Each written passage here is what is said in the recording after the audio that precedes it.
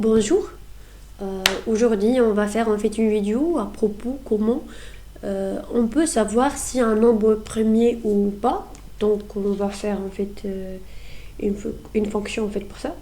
Donc alors on commence à créer notre script sudo nano nombre premier .py. D'accord. Donc on va l'ouvrir. Donc alors on va commencer par écrire def, donc, et après c'est le nombre de la fonction. Par exemple, nombre premier, on mettre en fait l'argument qui est un n par exemple, d'accord.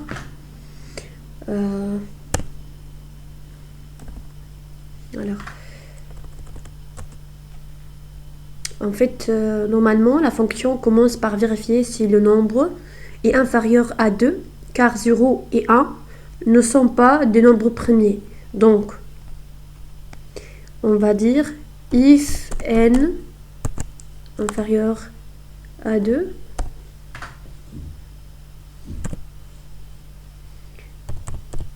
il va nous retourner false, donc return false.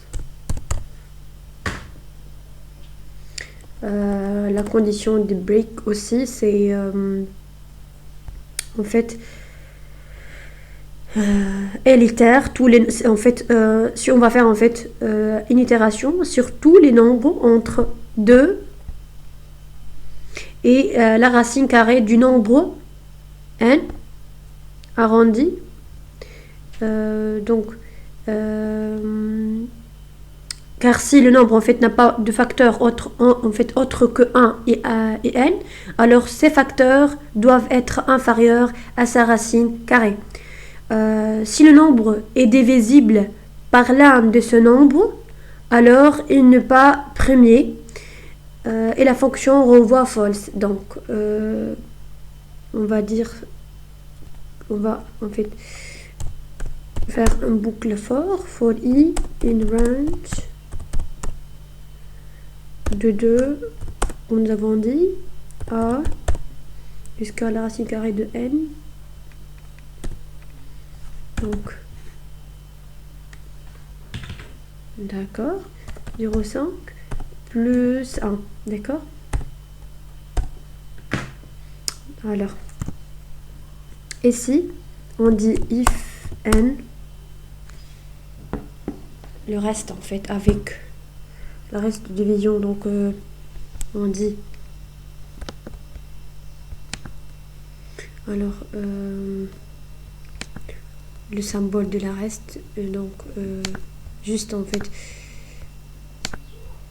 alors donc je veux copier ce symbole, j'ai en fait un problème au niveau de ma clavier, donc désolé. Donc alors if n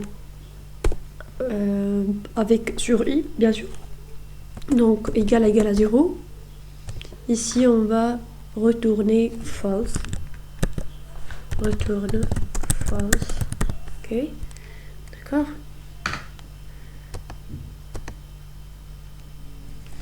Alors oui, donc sinon bien sûr si aucun de nombres ne divise n, alors le nombre est premier et la fonction renvoie true. Donc ici, donc on va dire return true. Si en fait cette condition n'est pas en fait exécutable, ici aussi c'est de la même. Donc il va nous retourner true si aucun de nombres ne divise n. Et on dit qu'il est premier, donc il va nous renvoyer true. Alors, donc voilà. Maintenant, on va appeler cette fonction par son nom.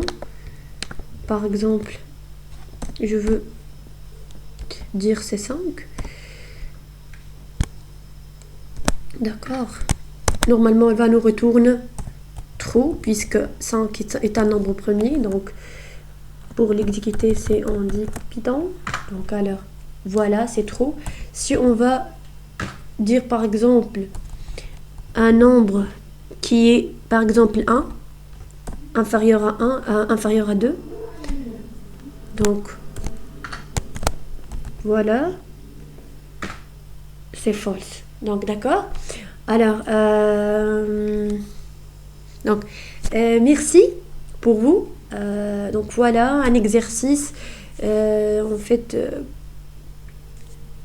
vous pouvez en fait le voir dans un en fait plateforme en fait de test pour en fait les développeurs Python. Donc voilà, merci à vous et au revoir et à une autre vidéo.